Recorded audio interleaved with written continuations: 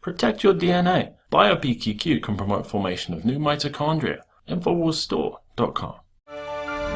And finally tonight here at Infowars Nightly News, I want to share with you personally what was one of the most surreal experiences of my life. I went to see Kill the Messenger. It's been out for about a week in the United States and worldwide, based on a book by Gary Webb, who was, of course, the journalist who wrote the Dark Alliance story back in the late 1990s about the CIA and the crack cocaine epidemic. And as I watched the 2-hour film, it was really more of a documentary than it was an action thriller based on a true story. And I've got to say that the producer and also the lead star, Jeremy Renner, deserves multiple Academy Awards for his lead role, because I knew Gary Webb and knew him well, and for the production.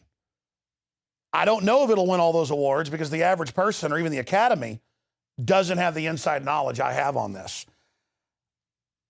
I knew Gary Webb very, very well. I never met him in person. I had to have interviewed him 15 times or more, sometimes for 2 hours at length on my syndicated radio show in the same time slot it is today. Because back then he was an outcast. He'd won all these awards for his Dark Alliance piece. They tried to discredit it, never really discrediting it. And of course, now it's been declassified just a month ago that the CIA admits that they did target him. They did try to destroy him. And watching the 2-hour film, I ran through the gamut of emotions. Intellectual realization of tyranny, what a hero Gary Webb was. I felt terrible for his friends, editors, and others that turned their back on him under the pressure and the propaganda, going through a lot of the similar things that Gary Webb has gone through. I empathized with him. And then all the interviews and all our private conversations began to come back to me, and I actually felt nauseated when the CIA was threatening his children, and when he had people breaking into the night to his apartment, and because I remember Gary Webb telling me about all this. The general idea of the CIA dealing drugs was something that the American mainstream press had never written about before. I remember Gary Webb sending me a disc of documents that he wanted me to put online for his new book that was coming out. And he wanted to break a lot of that information on my show because I was willing to do it. And then I also shared guilt with the rest of the people in the movie, because even though I'd had him on and knew the CIA was bringing in drugs, hell, they'd been doing that since the 60s on record with opium out of Vietnam, it was that I already knew that. I'd already interviewed him a bunch. And so it was kind of an old story. And I thought it was a war we'd won getting the truth out. I didn't realize they were still destroying him, and he was fighting for his life. And he told me they were threatening him and breaking into his house. He told Freeway Ricky Ross, who I've interviewed probably 10 times as well, the first interview from prison. We got that with Kevin Booth years ago. Ross said on my show right after he committed suicide, after Webb died, that he had told him they were going to kill him. And how they do it is they come to your house, they say, we're going to kill your kids. If you don't, fill out this suicide note. And then they'll show you photos of your kids, you know, riding their motorcycle or getting off the school bus. And then they shot him twice in the head. And they undoubtedly murdered him. Then they threatened the family and they shut up. And I kept expecting in the movie that they would go along with the suicide narrative. They didn't do that. They clearly imply the CIA killed him. It's just a masterpiece. I mean, that's all I can say. And thank God this happened, because Gary Webb will now get his reputation back posthumously. And it will send a major message to the establishment that you can even kill the messenger, but that you can't kill the signal. I am now going to tear apart the 5 storage buildings we have with all our old books and videos and tapes and letters and tax documents and try to find that disc. And I'm also going to try to dig out all those interviews that should have been online, but we're having trouble finding them, to try to really make at least a documentary for Infowars Nightly News, adding to the master work that the director and the producers have done with Kill the Messenger. if you see one movie in 2014, if you show your friends and family one film in 2014, if professors are going to recommend one film in 2014 for their college students to go see, it's this. Because I covered this in depth. I interviewed him and the other major players involved, famous Iran-Contra whistleblowers like Tosh Plumlee and countless others. I've probably interviewed, let's not exaggerate, 30 or more CIA whistleblowers, like Terry Reid, who was there at Mina loading the cocaine with Oliver North and Clinton. I mean, I've been in this as much as Gary Webb. I've been threatened over this. And I'm not here lionizing myself. I got nauseated when I realized I was right in the middle of this and am in such a haze covering all this stuff that I didn't even click that I was in the middle of this and didn't even appreciate Gary Webb wanting to work with me. And it makes me see all the other stories I drop. But you know what? I can't cover it all. My team can't handle it all either. That's what's so crazy about the level of corruption is it's just overwhelming. And while I was watching the movie, I remembered the last conversation I ever had with Webb. I kept saying, yeah, I'll put the website up. Yeah, I'll help you. And he called up and he said, man, they're destroying my life. I've got all the documents to prove it now. I've got this book coming out to vindicate myself. And you said you'd help me. And I'll even help you. I'll even pay you after I'm able to sell the book. They've taken everything I got. What the hell's your problem? Jones, you told me you'd help me. Nobody helps me, and slammed the phone down. And I thought, well, kind of a jerk, but I get why he's under attack. Oh, whatever. And then his head's blown off a few months later. So whatever you do in your life, folks, stand up for whistleblowers, support them, go the extra mile. But in the final equation, he's been vindicated. And I don't know why the CIA came out a month ago and admitted that they targeted him and tried to destroy him and did all this. Maybe they feel guilty for what they've done. I don't know.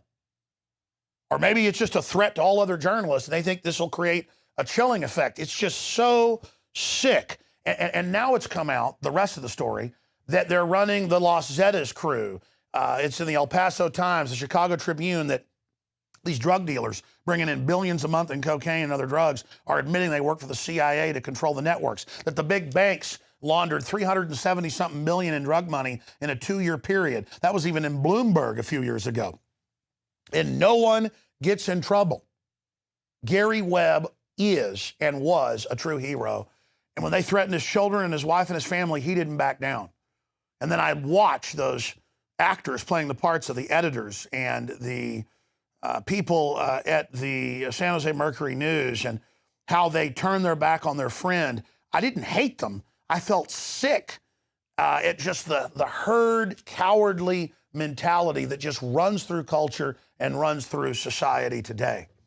And I almost didn't even do this review of the film because I don't know how you talk about something so real, so powerful. The actor playing Webb sounds like him, looks like him, acts like him. When he's getting frustrated in the movie and getting mad and yelling at people, I have been yelled at just like that. It's a nightmare almost to realize that I was living a nightmare and I was so busy covering so many stories, I didn't even realize how important it was. Because it wasn't just about the government bringing in drugs and the banks laundering the money and CIA aircraft crashing in Mexico and all the stuff that's come out since then. It was about them destroying the truth and destroying a man who stood up for what was right in the face of his house getting broken into and his car getting messed with and his kids getting threatened and losing his wife and her divorcing him and everybody turning their back on him and them just assassinating his character first before they killed him. And I realized that if they can assassinate my character or Ron Paul's character, like you're trying to do, they had the White House attack us twice in the last week through Media Matters, that they will kill me. And that's why I got nauseated. It's not even the fear of death. It's that our weakness are these people's strength. And the fact that we lay down and are passive is why this corruption has grown and grown and grown. So throughout this piece, we've been flashing up some of these news articles that are here, but people should go back and read these about confirmed DEA struck a deal with Mexico's most notorious drug cartel.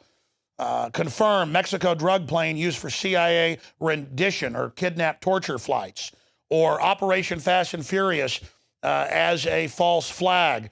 All of this is coming out. And it's because of people like Gary Webb breaking down that first layer, being the shock troop of truth, being on the very cutting edge of trying to bring justice to this society.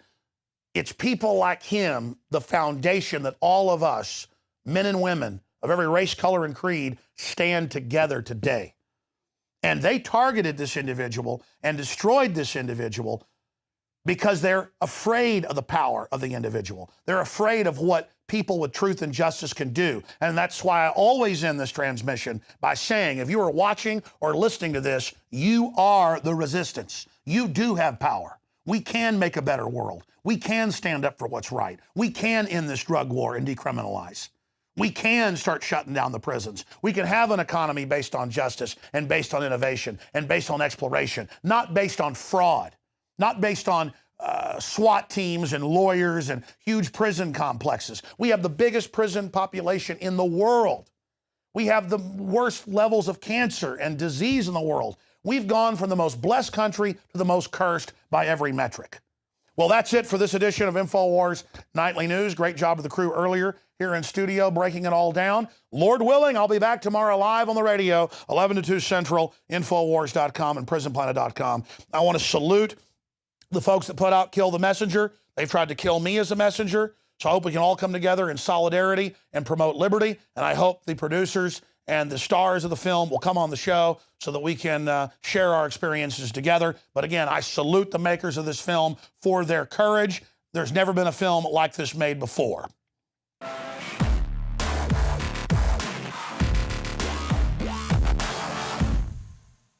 City of Austin tap water versus filtered City of Austin tap water. I can taste dirt in it. God knows what's in this. This has an aftertaste. Tastes like Austin water? Yeah, it does. Ugh. These people just sampled City of Austin tap water straight from the faucet. Next, we had them try a sample of tap water filtered through the ProPure G2.0 filtration system. High quality H2O.